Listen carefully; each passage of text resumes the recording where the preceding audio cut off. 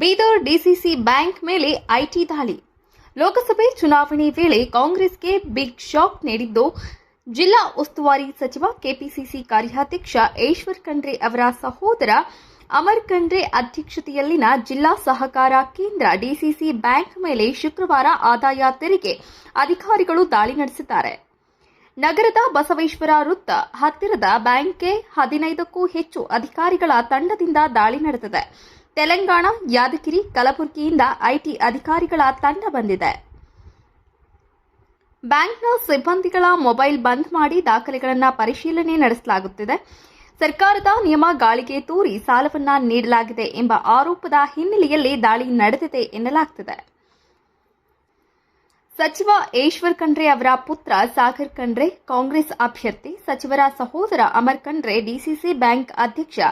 ಕಳೆದ ಅಕ್ಟೋಬರ್ನಲ್ಲಿ ನಡೆದ ಚುನಾವಣೆಯಲ್ಲಿ ಉಮಾಕಾಂತ ನಾಗಮಾರಪಳ್ಳಿ ಪೆನಾಲೆಯನ್ನ ಸೋಲಿಸಿ ಖಂಡ್ರೆ ಬ್ಯಾಂಕ್ ಸಾರಥ್ಯವನ್ನ ವಹಿಸಿಕೊಂಡಿದ್ರು. ಲೋಕಸಭೆ ಚುನಾವಣೆ ಸಂದರ್ಭದಲ್ಲಿ ಬ್ಯಾಂಕ್ ಮೇಲೆ ಐಟಿ ದಾಳಿ ನಡೆದಿದ್ದು ಕುತೂಹಲವನ್ನ ಮೂಡಿಸಿದೆ.